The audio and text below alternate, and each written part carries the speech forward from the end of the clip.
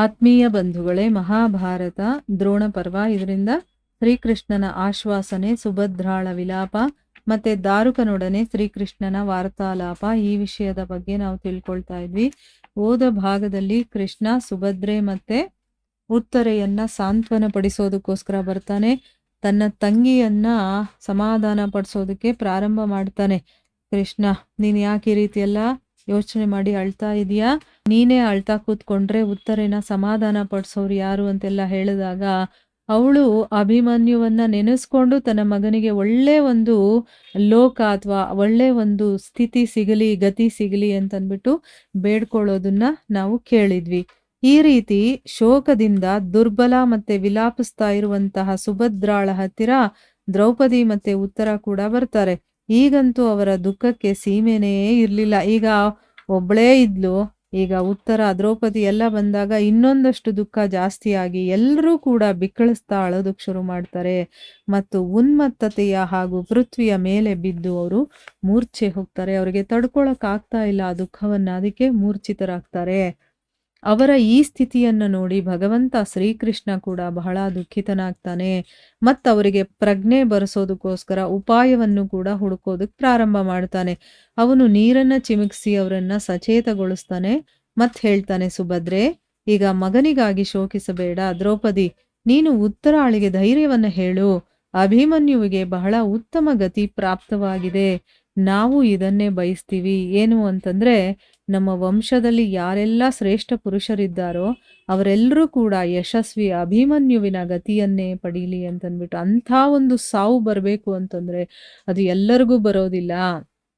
ನಿನ್ನ ಮಹಾರಥಿ ಪುತ್ರ ಒಂಟಿಯಾಗಿ ಯಾವ ಕೆಲಸವನ್ನ ಮಾಡಿ ತೋರಿಸಿದಾನೋ ಅದನ್ನೇ ನಾವು ಮತ್ತೆ ನಮ್ಮ ಎಲ್ಲ ಸಹೃದಯಗಳು ಕೂಡ ಮಾಡಬೇಕು. ಅಂದ್ರೆ ಅವನು ಅಷ್ಟೂ ಮಹಾವೀರರ ಜೊತೆ ಹೋರಾಡ್ತಾ ಸತ್ತಿದಾನಲ್ವಾ, ಅದಕ್ಕೆ ಹೇಳ್ತಾ ಇದ್ದಾನೆ ಕೃಷ್ಣ. ಸುಭದ್ರಾ, ದ್ರೌಪದಿ ಮತ್ತೆ ಉತ್ತರಾಳಿಗೆ ಈ ರೀತಿ ಆಶ್ವಾಸನೆಯನ್ನ ಕೊಟ್ಟು ಭಗವಂತ ಶ್ರೀಕೃಷ್ಣ ಮತ್ತೆ ಅರ್ಜುನನ ಹತ್ರ ಹೋಗ್ತಾನೆ. ಮುಗುಳ್ನಗ್ತಾ ಹೇಳ್ತಾನೆ, ಅರ್ಜುನ, ನಿನಗೆ ಕಲ್ಯಾಣವಾಗಲಿ. ಈಗ ಹೋಗಿ ನೀನು ಮಲಕ್ಕೋ, ನಾನು ಕೂಡ ಹೋಗ್ತೀನಿ. ಇದನ್ನು ಹೇಳಿ ಅವನು ಅರ್ಜುನನ ಶಿಬಿರದ ಹೊರಗಡೆ ದ್ವಾರಪಾಲಕರನ್ನ ನಿಲ್ಲಿಸ್ತಾನೆ. ಕೆಲವು ಶಸ್ತ್ರಧಾರಿ ರಕ್ಷಕರನ್ನು ಕೂಡ ನೇಮಿಸ್ತಾನೆ. ಯಾಕೆ ಅಂತಂದ್ರೆ ಈಗ ಅವನು ಅರ್ಜುನ ಶಪಥ ಮಾಡಿರೋದು ಶತ್ರುಗಳಿಗೆ ಗೊತ್ತಾಗಿದೆ ಅಲ್ವಾ, ಇವನಿಗೇನು ತೊಂದರೆ ಆಗಬಾರದು ಅನ್ನೋದಕ್ಕೋಸ್ಕರ ದ್ವಾರಪಾಲಕರು ಮತ್ತೆ ರಕ್ಷಕರು ಎಲ್ಲರನ್ನ ಕೂಡ ನೇಮಿಸ್ತಾನೆ. ಆಮೇಲೆ ಅವನು ದಾರುಕನನ್ನ ಜೊತೆಯಲ್ಲಿ ಕರ್ಕೊಂಡು ತನ್ನ ಶಿಬಿರಕ್ಕೆ ಹೋಗ್ತಾನೆ. ಬಹಳಷ್ಟು ಕಾರ್ಯಗಳ ವಿಷಯದಲ್ಲಿ ವಿಚಾರ ಮಾಡ್ತಾ ಹಾಗೆಯೇ ಹಾಸಿಗೆ ಮೇಲೆ ಮಲಕೊಳ್ತಾನೆ. ಮಧ್ಯರಾತ್ರಿ ಸಮಯ ಆಗುತ್ತೆ. ಆಗ ಅವನ ನಿದ್ದೆ ಮುರಿಯತ್ತೆ. ಆಗ ಅವನು ಅರ್ಜುನನ ಪ್ರತಿಜ್ಞೆಯನ್ನ ಸ್ಮರಣೆ ಮಾಡಿಕೊಂಡು ದಾರುಕನಿಗೆ ಹೇಳ್ತಾನೆ, ನೋಡು, ಪುತ್ರ ಶೋಕದಿಂದ ವ್ಯಥಿತನಾದ ಕಾರಣ ಅರ್ಜುನ ಈ ಪ್ರತಿಜ್ಞೆಯನ್ನ ಮಾಡಿದಾನೆ. ಏನು ಅಂತಂದ್ರೆ, ನಾಳೆ ನಾನು ಜಯದ್ರಥನನ್ನ ವಧಿಸ್ತೀನಿ, ಕೊಂದೇ ಕೊಲ್ತೀನಿ ಅಂತ. ಆದ್ರೆ ದ್ರೋಣರ ರಕ್ಷಣೆಯಲ್ಲಿರುವಂತ ಮನುಷ್ಯನನ್ನ ಇಂದ್ರನೂ ಕೂಡ ಕೊಲ್ಲೋದಕ್ಕಾಗೋದಿಲ್ಲ.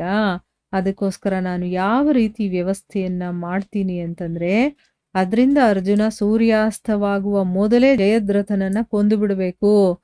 ದಾರುಕ, ನನಗೆ ಸ್ತ್ರೀ ಆಗಿರ್ಬೋದು, ಮಿತ್ರರಾಗಿರ್ಬೋದು, ಅಥವಾ ನನ್ನ ಸೋದರ ಬಂಧು ಬಳಗದವರು ಯಾರೂ ಕೂಡ ಕುಂತಿ ನಂದನನಾದಂತಹ ಅರ್ಜುನನಿಗಿಂತ ಹೆಚ್ಚು ಪ್ರಿಯರಲ್ಲ. ಅಂದ್ರೆ ಅರ್ಜುನ ಅಂದ್ರೆ ನನಗಷ್ಟು ಪ್ರೀತಿ ಪಾತ್ರನು. ಈ ಜಗತ್ತನ್ನ ಅರ್ಜುನನಿಲ್ಲದೆ ನಾನು ಒಂದು ಕ್ಷಣ ಕೂಡ ನೋಡೋದಕ್ ಸಾಧ್ಯನೇ ಇಲ್ಲ. ಈ ರೀತಿ ಆಗೋದೇ ಇಲ್ಲ. ಅಂದ್ರೆ ನಾನು ಅವನಿಲ್ದೆ ಇರೋದಕ್ಕಾಗಲ್ಲ. ಅಂದ್ರೆ ಅವನು ಕಣ್ಮುಂದೆ ಇರ್ಬೇಕು ನನಗೆ, ಅಷ್ಟು ಪ್ರೀತಿ ಪಾತ್ರ ನಾನು. ಅರ್ಜುನನಿಗೋಸ್ಕರ ನಾನು ಕರ್ಣ, ದುರ್ಯೋಧನಾದಿ ಎಲ್ಲ ಮಹಾರಥಿಗಳನ್ನು ಕೂಡ ಅವರ ಕುದುರೆಗಳು ಮತ್ತು ಆನೆಗಳ ಸಹಿತ ಕೊಂದು ಬಿಡ್ತೀನಿ. ಬೇಕಾದ್ರೆ ನಾಳೆ ಇಡೀ ಜಗತ್ತು ಈ ಮಾತಿನ ಪರಿಚಯವನ್ನ ಪಡೆಯತ್ತೆ. ಏನಪ್ಪಾ ಅಂತಂದ್ರೆ, ನಾನು ಅರ್ಜುನನ ಮಿತ್ರ ಅಂತನ್ಬಿಟ್ಟು.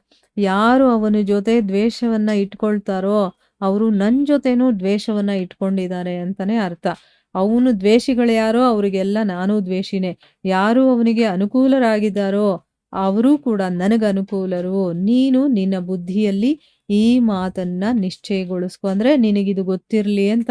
ಅವನಿಗೆ ಯಾರು ಶತ್ರುಗಳೋ ಅವರು ನನಗೂ ಶತ್ರು, ಅವನಿಗೆ ಯಾರು ಮಿತ್ರಗಳೋ ಅವರು ನನಗೂ ಮಿತ್ರು ಅಂತ ಇಲ್ಲಿ ಹೇಳ್ತಾ ಇದ್ದಾನೆ. ಅರ್ಜುನ ನನ್ನ ಅರ್ಧ ಶರೀರ, ಬೆಳಗಾಗ್ತಾ ಇದ್ದಂಗೆ ನನ್ನ ರಥವನ್ನೆಲ್ಲ ಸಿಂಗಾರ ಮಾಡಿ ತಯಾರು ಮಾಡಿಟ್ಟಿರು. ಅದರಲ್ಲಿ ಸುದರ್ಶನ ಚಕ್ರ, ಕಾಮೋದಕಿ ಗದೆ, ದಿವ್ಯ ಶಕ್ತಿ ಮತ್ತೆ ಇಂದ್ರಧನಸ್ಸಿನ ಜೊತೆ ಎಲ್ಲಾ ಅವಶ್ಯಕ ಸಾಮಗ್ರಿಗಳನ್ನು ಇಟ್ಕೋ.